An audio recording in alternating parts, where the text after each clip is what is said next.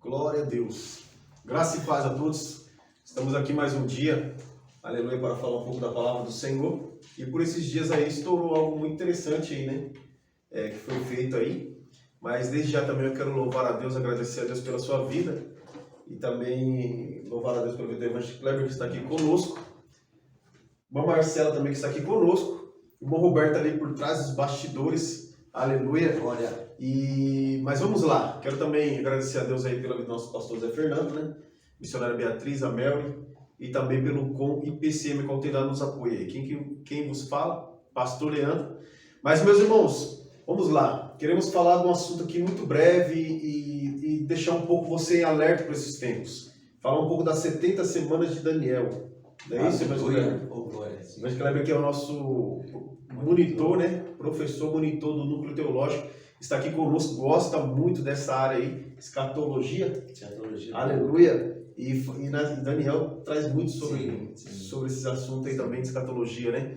Meus irmãos, mas vamos lá. Eu vou passar aqui para o Evangelho Kleber. Aleluia, você fique atento e também medita um pouco, né? Que nós vamos falar aqui. Esses dias estourou, como comecei falando aí, aquela questão daquela imagem, né? Sim. A qual foi feita, a qual foi colocada ali no país. Né? Qual país que foi mesmo?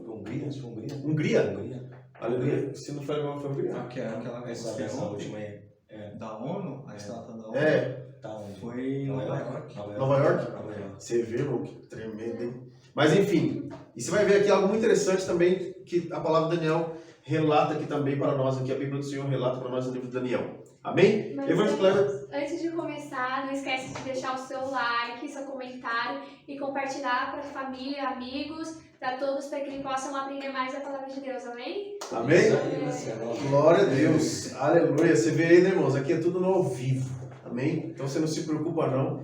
Aleluia. Se alguém sair daqui rodopiando, falando em línguas, fica tranquilo aí que Deus está no controle de tudo. Amém? Mas agora, vamos lá. Amém. Glória a Deus. Quero também cumprimentar todos que nos acompanham, que assistem essa transmissão com a paz de Jesus, nosso pastor Leandro, Marcela, nosso irmão Roberto também está conosco. Meus irmãos, é muito interessante, né, que o pastor Leandro acabou de relatar a respeito das 70 semanas de Daniel, que é algo profético, né? E o que me chama a atenção na Bíblia Sagrada, irmãos, que tantas profecias, todas Deus, ele ali fez questão de as cumprir, né? Todas foram cumpridas e algumas irão se cumprir. Irão ainda, né? E justamente entre essas daqui, destacar as 70 semanas de Daniel, a qual, como é que se trata, irmãos, as 70 semanas de Daniel? Na verdade, elas são 70 semanas que correspondem a anos, né? A cada dia da semana ele simboliza um ano, ou seja, uma semana ela tem 7 anos. E para que a gente possa se entender um pouco, a gente tem que... Desculpa, Varão. Então, uma semana dentro dessa visão aqui tem 7 anos. 7 anos. Cada dia da semana representa um ano. Desculpa, cada dia da semana um ano. Representa um ano. Então, irmãos, na visão aqui que Deus deu para Daniel, nós vamos ver aqui que um dia da semana é equivalente a um ano. Então, uma semana, 7 anos. Amém? Então, fique muito atento com isso aí que você vai entender. E é bem interessante esse cálculo, talvez algumas pessoas que ainda não têm, digamos, um conhecimento, ele tende a perguntar, mas em que eles se basearam nesse cálculo? Alguém foi lá e criou esse cálculo, fez esse cálculo? Não, está na própria Bíblia. A gente vai voltar um pouco em Levítico, capítulo 25, que ele fala ali sobre o ano do descanso, né? Era o ano ali, a cada 7 anos sabático, viu o ano com a terra, tinha que ter o descanso. E no capítulo 25, no versículo 8 de Levítico, diz sobre o ano do jubileu, que era justamente o ano a qual a terra teria o descanso, que diz assim: contará 7 semanas de ano, 7 vezes 7 anos, de maneira que os dias das semanas de anos terão 49 anos. 7 vezes 7, 49, né? Ou seja, aí na última daria 50, seria o 50º ano. Aí, ou seja, então esse cálculo, esse número, ele não foi criado, não foi invenção humana, é bíblico também. Acho interessante a gente entender um pouco já. Não foi nenhum pastor, nem um evangelista, nem um presbítero, foi nem um diácono, nem um cooperador evangélico que fez isso, não, né? A própria palavra do Senhor. E é por isso, irmãos, que a Bíblia ela é mais atual do que o Jornal de Amanhã, né? Aqui ela contém toda a veracidade, por mais que ela já tenha aí o tempo a qual ela foi escrita, né? Já passou tantos anos, mas ela é mais atual do que tudo. de nada mais atual do que a palavra do Senhor. Quantos mil anos, hein, Marcelo? Verdade. Só o período para ela ser totalmente escrita foram 16 séculos, 1600 anos, mas ela é mais atual do que tudo. É o que diz Daniel, que nós acabamos de ler aqui, deixa eu achar aqui, no capítulo de número 9. Eu vou ler alguns pontos, né, pastor? Se eu quiser Capítulo 9. parar, a partir do 20. Olha o que diz. Vai ser em torno de uns 7 versículos, tá? Diz assim: falava eu ainda e orava, e confessava o meu pecado e o pecado do meu povo de Israel, e lançava a minha súplica perante a face do Senhor meu Deus, pelo monte santo do meu Deus. Falava ainda na oração, quando o homem Gabriel, que eu tinha observado na minha visão, ao princípio, veio rapidamente voando e me tocou a hora do sacrifício da tarde. Ele queria instruir-me, falou-me comigo e disse: Daniel, agora saí para fazer-te entender o sentido. No princípio das tuas súplicas saiu a ordem, e eu vim para te declarar o que és muito amado. Considerai, pois, as coisas e entende a visão. Olha que interessante, né? Gabriel já vem, fala para ele que vai relatar algo que vai acontecer, veio para explicar, para que ele venha a entender a visão. Aí diz Gabriel, um anjo, né? o anjo mensageiro, né? Um anjo mensageiro. amém, meus irmãos? Gabriel, o anjo mensageiro. E veio esclarecer, né? Aham. Essa visão. Ao 24. 70 semanas estão determinadas sobre o teu povo e sobre a tua santa cidade, para fazer cessar a transgressão, para dar fim aos pecados, para expiar a iniquidade, para trazer a justiça eterna, para selar a visão e a profecia e para ungir o santo dos santos. Sabe e entende, desde a saída da ordem para restaurar e para edificar Jerusalém, até ao ungido, ao príncipe, 7 semanas e 62 semanas. As praças e as circunvalações e reedificação, mas em tempo angustiosos.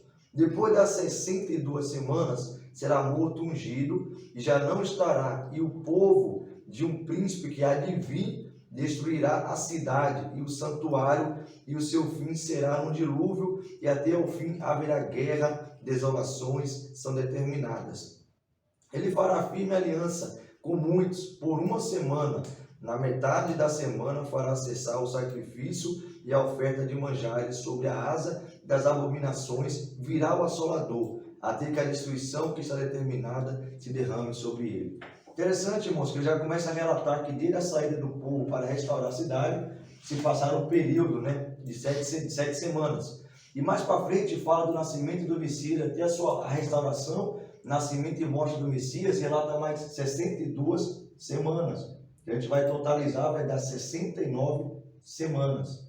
Só que aí não está completa as 70 semanas que Gabriel relatou no versículo 24 para Daniel. Por que não está completa? A resposta vem no versículo 27, que fala que durante 1 semana, que é justamente a 60ª semana de Daniel, haverá que virar nas asas da abominação, o desolador, né? E ali fala que ele fará uma aliança durante 3 anos e meio. E na metade desses 3 anos e meio, ele realmente vai mostrar a sua face, que é o que nós estamos presenciando, conforme o senhor acabou de relatar, sobre essa questão dessa estátua que foi erguida e levantada, e muitos acham ter talvez algo bonito, algo ali simbólico, mas realmente tem um simbolismo. Mas o simbolismo que aponta para a vinda do Senhor e o fechamento das 70 semanas de ano de Daniel. E interessante, pastor, que é bem clara a Bíblia ao relatar sobre os períodos, né? Olha que interessante, aqui em cima fala sobre as 7 semanas e depois sobre 62 semanas. Então, dentro do que nós entendemos por 70 semanas, ela está faltando completar 1 semana. E se a gente for no livro do Apocalipse, ele fala sobre esse período dessa última semana de Daniel também. Então, quando tudo isso vier acontecer, esse que vai se levantar como alguém que vai trazer esperança, que vai acabar com o caos, que vai trazer o que todo mundo espera, solução. A humanidade hoje o que ela mais quer é o quê? Paz. Só que ele vai trazer uma falsa paz. Ou seja, ela vai trazer uma pseuda, aquilo que parece ser paz, mas na verdade não é. Apenas o terreno sendo preparado. E olha que interessante, ele fará firme aliança com muitos, por 1 semana. Na metade da semana fará cessar o sacrifício.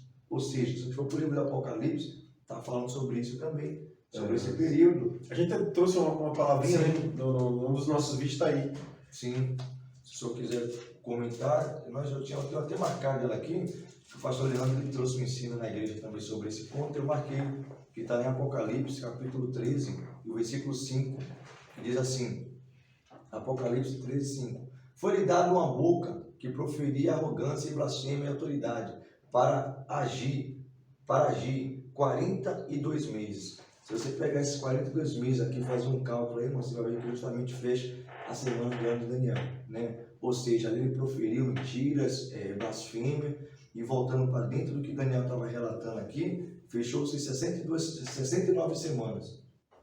Restauração de Israel, nascimento do ungido e sua morte. 69, 7 mais 62.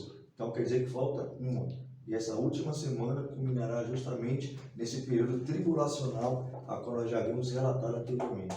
Período tribulacional. Uma tribulação como a humanidade nunca passou e nunca haverá igual. Um momento de sofrimento, dor, a qual aqueles que infelizmente, irmãos, não aceitaram a soberania de Cristo como seu único e suficiente Salvador, o seu reino, né, que é o reino espiritual, mas vai ser implantado também na terra, infelizmente, vai sofrer a consequência desse fatídico dia. E assim, né, evangelista, interessante porque ainda não estamos nesse período, né? Não estamos nesse período, irmãos. E a gente precisa ficar muito atento. E algo muito interessante, Marcela, que eu louvo a Deus. Você vê que a palavra do Senhor fala que nós devemos orar sem cessar. Por que nós devemos orar sem cessar? Por quê? Porque, irmãos, a oração nos aproxima de Deus. E quando nos aproximamos de Deus, entramos nessa parte aqui. Ó, enquanto eu ainda enquanto eu ainda falava, orava, confessava o meu pecado e o pecado do meu povo de Israel. Ele lançava a minha súplica diante do Senhor, meu Deus, pelo monte santo do meu Deus. Então, irmãos, olha só que coisa interessante. Enquanto eu ainda falava, orava, confessava o meu pecado e o pecado do meu povo de Israel. Ele lançava a minha súplica diante do Senhor. Então, evangelista Cleber, assim, a gente vê, varão, Daniel ele tinha uma vida de inconstância. Não, sempre constante ali. Daniel ele tinha uma vida de fracasso, de erros, de pecado. Não. Mas, quanto mais, Marcelo, ele orava, mais ele se aproximava de Deus. E a palavra do Senhor fala que a presença do Senhor, ela nos constrange. Verdade. E olha só uma coisa interessante. A Bíblia fala que nós temos que produzir um fruto digno de arrependimento. Aleluia. Então, assim, você vê que João Batista pregou muito sobre isso. Até nós vemos ali Nicodemos ali chegando, cheio de conhecimento, cheio de tanta coisa. E Deus falou para Nicodemos, nasce de novo. Verdade. Porque o nascer de novo nos leva a entender que não é uma vida natural, física, uma vida terrena, mas uma vida onde nós buscamos o sobrenatural, a vontade, aleluia, incompreensível as coisas terrenas, porque a Bíblia fala que as coisas de Deus para o mundo é loucura. Então assim, só que para Daniel entender isso aqui, ele teve que estar em oração. Agora olha que coisa interessante, Cleber. Atos dos Apóstolos capítulo 2, Jesus sempre falou de uma missão para os seus discípulos. E os seus discípulos nunca pôde entender. Por quê? Porque nunca tiveram uma vida de íntima comunhão com Deus.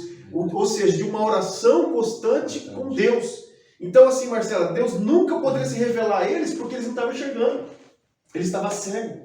Então, para eles começar a enxergar, eles precisavam clamar a Deus, vamos dizer assim, tá? Clamar a Deus para Deus poder sarar. E quando nós não estamos enxergando as coisas, nós precisamos orar a Deus, se aproximar de Deus, para que nós possamos ver o que estava acontecendo. Então aqui Daniel, ele começa a orar. Ele orava, pedia perdão pelos seus pecados e pedia perdão pelo pecado do povo.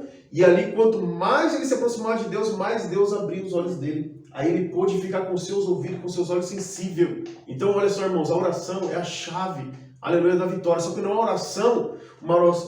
oração robótica, não é uma oração aleluia, rotineira. Obrigado, Jesus, por esse dia. Eu te agradeço, te louvo, te exalto. Ah, Senhor, fala comigo. Não, irmãos, é nos aquebrantar diante de Deus. É começar muitas vezes, Marcelo, a não ter palavra, mas ter gratidão. Senhor, me perdoa pelas minhas falhas, me perdoa pelos meus erros. Talvez eu poderia ter feito melhor. Aleluia. Porque a Bíblia fala que ainda que nós fazemos, somos considerados como servos inúteis, irmãos. Então entenda isso. E Daniel, ele começou a orar para começar a entender, para os seus olhos começar a se abrir. Então por isso que Daniel pôde contemplar, mano.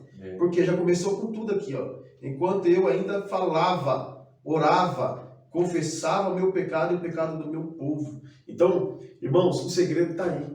Porque quanto mais nós nos aproximamos de Deus, mais nós ficamos aquebrantados. João, eu louvo a Deus por essa palavra, ali em Apocalipse, vai falar que João, quando ele tem aquela visão do céu, vai falar que ele começou a chorar e chorava muito, porque ele não via ninguém digno de abrir e desatar os selos. Mas o que acontece? João, irmãos, por que ele ficou dessa forma? Porque ele se aproximou muito de Deus. Por isso que Deus, Marcelo, ele fala para Moisés, não olhe para cá. Olha que sério, irmão. Não olhe para cá. E você vê que coisa interessante, irmãos, quando Moisés vai receber as tábuas das leis, irmãos, ele está ali no mover de Deus maravilhoso, irmão Roberto. E o povo lá embaixo, irmão, estava até com medo. O monte, irmão, chacoalhava, como diz o outro, chacoalhava. Né? O monte chacoalhava ali de uma maneira, a glória de Deus ali. Quando Moisés desceu, o povo, irmão, ficou assim... Resplandecia a face dele, né? Maravilhado, porque a face de Moisés resplandecia. Então você está entendendo como que é as coisas de Deus? Para mim enxergar o sobrenatural, eu preciso viver o sobrenatural. E eu só vivo quando eu tenho uma comunhão, se aproximo de Deus. E a oração me leva a se aproximar de Deus. Mas vai lá, evangelista. E para muitos acaba ficando, que você acabou de relatar, né? Como algo mecânico, uma coisa... Perigo. Né? E aí que é o perigo. É uma coisa, aquela famosa expressão que nós utilizamos, bater ponto. E Daniel, ele teve esse discernimento, e que nós falou, devido à constância em oração e buscando aquele que poderia, de fato, esclarecer, né? Porque nós estamos falando de visão futura. Escatologia é ensino das coisas futuras que vão acontecer. A Bíblia em si é toda profética. Diversas profecias se cumpriram. Nascimento de Jesus, né? A própria queda de Jerusalém, o cativeiro babilônico, entre outras coisas. E aqui é um que vai se cumprir. Dentro do que o senhor falou, João 14, que diz aqui sobre Jesus Cristo. Quando Tomé pergunta para Jesus, que ele fala sobre o caminho. Ele fala, mas como nós saberemos o caminho? Aí Jesus responde para ele, eu sou o caminho, a verdade e a vida. Né? Interessante, um discípulo andando com Jesus, mas não sabia que o senhor acabou de relatar. Então, não entendi. Você vê a seriedade, né? A seriedade andava, então muitas das vezes, irmãos, essa aqui para nós não ficarmos dentro da igreja, enganando a nós mesmos. Porque Jesus Cristo está voltando. Isso não é história, não é conto, é verídico. A palavra do Senhor, ela trata e ela confirma. Então Daniel entendeu e recebeu esse mistério para que hoje nós pudéssemos estar aqui nesse vídeo tão simples, esclarecendo para você que está nos ouvindo nesse momento, como outrora nós também tínhamos essas dúvidas, né? O que vai acontecer na última semana? É todo tipo de mal que a humanidade irá enfrentar. Uma coisa é a gente passar por dificuldades no dia a dia. Outra coisa, irmãos, é o próprio Deus levantar suas mãos e falar, agora é comigo. Agora não é mais problema do dia a dia, agora vai ser eu. Por isso a Bíblia fala, aquele que perseverar até o fim. Pois o nosso galardão não está no começo e no meio, está no fim. Porque quando chegar esse dia aqui, ó, que a Bíblia está dizendo aqui, para a gente poder finalizar, meu pastor, no 27, ele fará firme aliança com muitos. O que é que a humanidade está fazendo aí? O que é que os poderosos humanos estão fazendo? Firmando aliança, se unindo os poderes, buscando o quê?